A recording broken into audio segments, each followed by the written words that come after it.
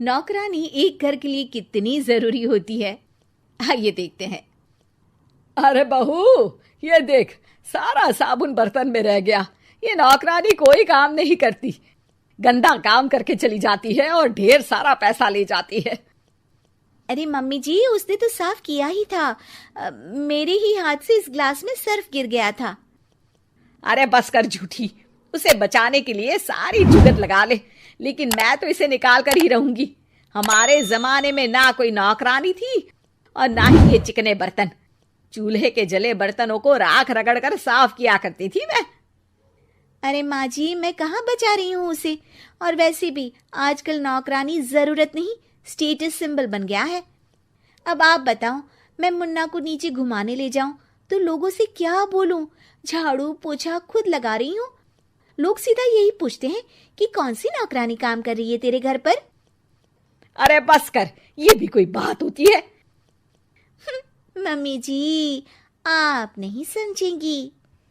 शाम को नौकरानी घर आकर काम कर ही रही होती है कि सास को कहती है, माँ जी, एक बात बोलूं, बुरा न मानना। अरे वैसे तो मुझे तेरी शक्ल ही पसंद नहीं है, बात क्या खाक पसंद आएगी। अरे माँ जी, सुन तो लीजिए क्या कह रही है। तो मैंने कौन सा उसका मुंह पकड़ लिया है? अरे माँ जी, वो लाल साड़ी पहनती हो ना, ना पहना करो। सास का गुस्सा अब तो 7वें आसमान पर होता है। अरे वाह जी वाह, क्यों ना पहना करूं? और तू होती कौन है ये बताने वाली कि मैं क्या पहनूं क्या ना पहनूं? अरे माँ जी, पूरी बात तो सुन लो, वो बोलना क्या चाह रही है। अरे बुरा न मानो आंटी जी।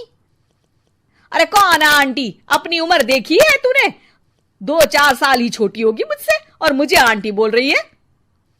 बहू सर पर हाथ रख लेती है। अरे अच्छी खासी उम्र दराज हो और आंटी ना बोलूं? मैं तुम्हारी बहू से भी 4 साल छोटी हूं। क्यों दीदी? बोलती भी क्या, एक तरफ सास यानी पति की माँ, तो दूसरी तरफ नौकरानी जिसके बिना घर का काम नहीं चल सकता। वो दरअसल माँ जी की शादी में बहुत जल्दी हो गई थी ना। अच्छा ये झगड़ा छोड़ो, ये बताओ तुम माँ जी को लाल साड़ी पहनने से क्यों मना कर रही हो?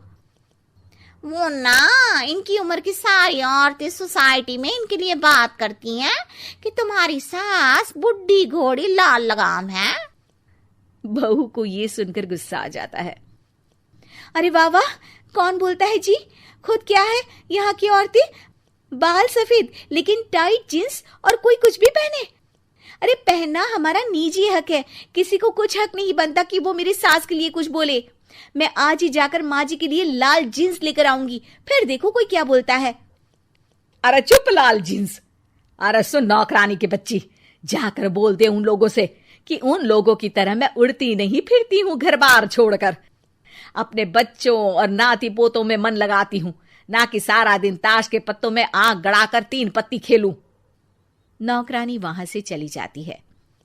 वैसे बहू, नौकरानी के क्या फायदे हैं ये तो पता नहीं, लेकिन सबसे अच्छा तो ये कि पता चल जाता है कि कौन किसके लिए क्या बोल रहा है।